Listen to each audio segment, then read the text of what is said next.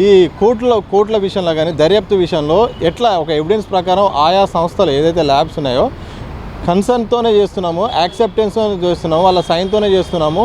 ఇది వాళ్ళ పర్మిషన్ ఉన్నాక ఇలాంటి చర్యలు అయితే మా మీద ఎలాంటి చర్యలు తీసుకోవద్దు, మేమేం తప్పు చేయట్లేదని చెప్తారుగా. మరి వాళ్ళను ఎట్లా దొరకబట్టే అవకాశం ఉంటుంది, వాళ్ళు శిక్షకు అర్హులైతారు? ఇప్పుడు ఈ విషయంలో దీపాంకర్ డే విషయంలో కూడా అదే జరిగింది. అయితే జాతీయ మానవ హక్కుల కమిషన్ ఒక వ్యాఖ్య చేసింది. ఇది ఖచ్చితంగా ఈ విషయాన్ని చెప్పినాం మనం, డిక్లరేషన్ అనేది వాళ్ళు సైన్ చేయించుకున్నారు అనే విషయాన్ని జాతీయ మానవ హక్కుల కమిషన్ దృష్టికి తీసుకుపోయాం. కాకుంటే వానికి హిందీ రాదు, వాని మాతృభాషనే రాదు రాయనీకి చదవనికి. అది మోసపూరితంగా ఆ కన్సెంట్ తీసుకున్నారు కాబట్టి ఆ కన్సెంట్ అనేది చెల్లదు. ఖచ్చితంగా ఇది ఒక చీటింగ్ కేసే.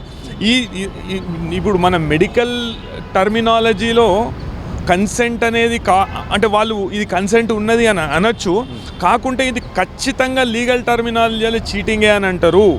అంటే ఇప్పుడు మనకు సాధారణంగా న్యాయశాస్త్రంలో ఇప్పుడు ఒక రేప్ కేసు ఉంటుంది, అంటే మభ్యపెట్టి తెలియకుండా ఒక లోబరుచుకోవడము అనేది అది కూడా రేప్ కేసు కిందనే వస్తుంది. అదేవిధంగా ఇది కూడా చీటింగే.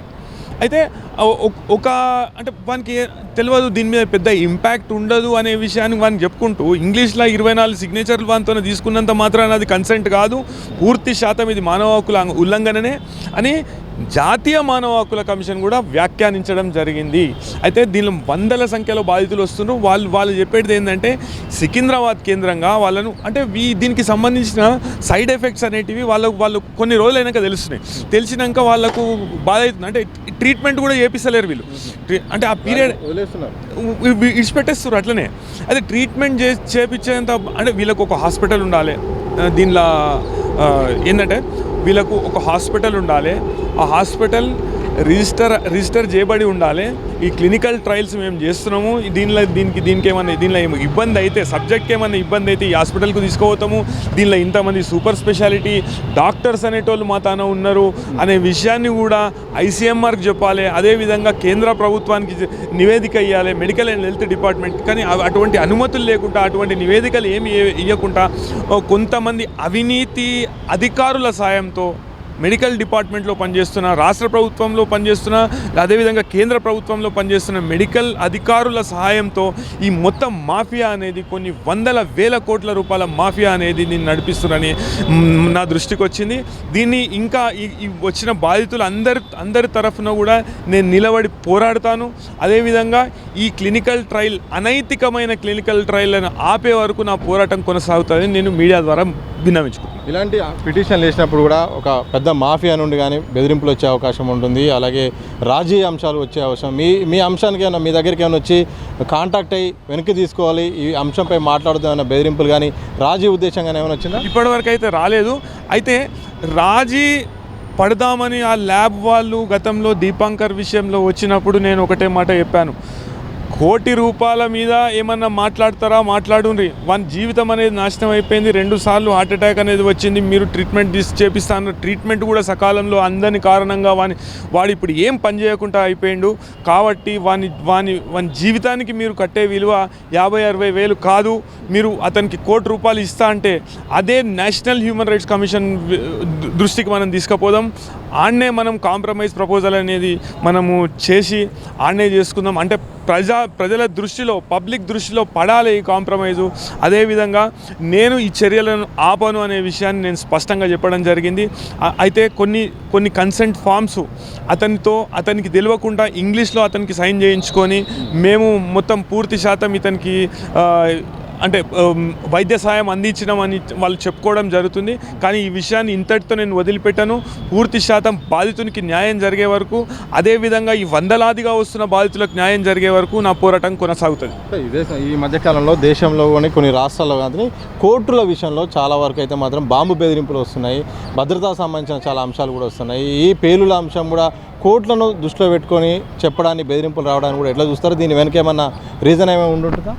అయితే కొంతమంది స్వాభావికంగా కొద్దిగా ఉద్రేకానికి లోనయ్యి, లేకుంటే కొన్ని ఒత్తిళ్లకు లోనై ఇట్లా వాళ్ళు మానసికంగా కొద్దిగా డిస్టర్బ్డ్ ఉండి కొన్ని హోక్స్ కాల్స్ కొన్ని సమయాలలో చేస్తున్నారు.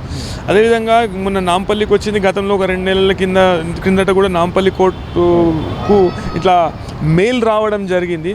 అయితే నేను ఒక కథనం చదివాను, పోలీస్ డిపార్ట్మెంట్లో పనిచేస్తున్న తమిళనాడులో పోలీస్ డిపార్ట్మెంట్లో పనిచేస్తున్న కొన్ని కింది స్థాయి సిబ్బంది, హోంగార్డులు కావచ్చు, వాళ్ళు ఈ పై అధికారులు పెట్టే ప్రెషర్కు తట్టుకోలేక, పై అధికారులను ఏమి అనలేక వాళ్ళ నిరసనను ఈ విధంగా తెలిపారనే ఒక కథనం వచ్చింది.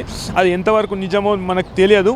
అయితే కొన్ని సమయాలలో ఏమవుతుందంటే ఈ విలువైన కోర్టు సమయం అనేది వృధా అవుతుంది. అదేవిధంగా న్యాయవాదులు కావచ్చు, ఆ న్యాయ ప్రక్రియ అనేది దానికి విఘాతం కలిగే అవకాశం ఉంటుంది.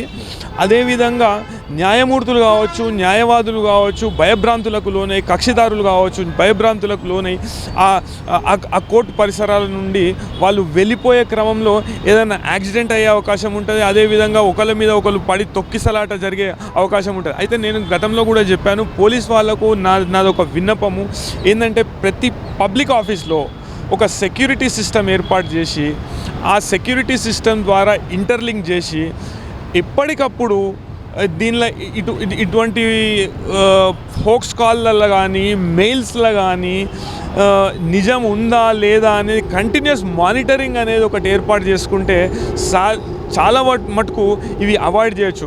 చిన్నతనంలో మనం ఒక కథ చదువుకున్నాము, నానా పులి అని ఒక కొడుకు అబద్ధం చెప్తే నిజంగానే పులి వచ్చినప్పుడు తండ్రి ఆడికి పోకపోతే ఆ పులి అనేది ఆ పిల్లాన్ని పట్టుకొని చంపేస్తుంది.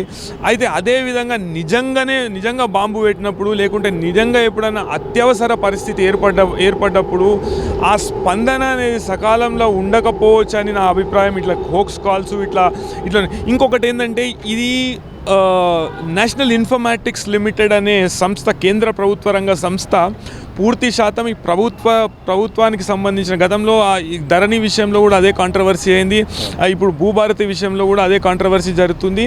నేషనల్ ఇన్ఫర్మాటిక్స్ లిమిటెడ్కి కాకుండా వేరే సంస్థలకు, ప్రైవేట్ సంస్థలకు మీరు ఎందుకు ఇచ్చారు? పూర్తి శాతం ఈ ఇన్ఫర్మేషన్ మొత్తం మెయింటైన్ చేసేది, ప్రాసెస్ చేసేది, అదేవిధంగా రెగ్యులేట్ చేసేది నేషనల్ ఇన్ఫర్మాటిక్స్ ఒక కేంద్ర ప్రభుత్వ రంగ సంస్థ అయినప్పుడు మీరు వేరే సంస్థలకు ఎలా ఇస్తారు అనే విషయాన్ని చాలామంది లేవనెత్తుతున్నారు. అదేవిధంగా నేనేమంటున్నానంటే, ఈ వెబ్సైట్లను, కోర్టుకు సంబంధించిన వెబ్సైట్లను మొత్తం మెయింటైన్ చేసేది, వ్యవస్థను మొత్తం మెయింటైన్ చేసేది నేషనల్ ఇన్ఫర్మాటిక్స్ లిమిటెడ్ కాబట్టి, నేషనల్ ఇన్ఫర్మాటిక్స్ లిమిటెడ్కి కేవలం సైబర్ పోలీస్కే అనుసంధానం కాకుండా పోలీస్ శాఖకు ఒక ప్రతి డీసీపీ ఆఫీస్లో కావచ్చు, లేకుంటే ప్రతి పోలీస్ స్టేషన్లో కావచ్చు, దగ్గరున్న నియర్ బై పోలీస్ స్టేషన్లో కావచ్చు, ఇట్లాంటి విషయాలలో ఒక అలర్ట్స్ ఇచ్చే విధంగా ఒక సాఫ్ట్వేర్ కావచ్చు, ఒక యాప్ కావచ్చు రూపొందించి వాళ్ళకి ఇస్తే బాగుంటుందని నా అభిప్రాయం. ఎందుకంటే నిరంతరంగా దాన్ని మానిటర్ చేయడం అనేది చాలా కష్టతరమైన ప్రక్రియ కాబట్టి, దానికి అనుసంధానం చేసి సాంకేతికతను మనం వాడుకొని ఇట్లాంటి ప్రక్రియను ఒకటి చేస్తే ఇట్లాంటి ఎక్కువ శాతం ఇట్లాంటి కాల్స్ కావచ్చు, లేకుంటే అలర్ట్స్ కావచ్చు మనం త్వరగా పొందొచ్చు. అంటే ఈ కాల్స్ని అవాయిడ్ చేయొచ్చు, ఫిల్టర్ చేయొచ్చు.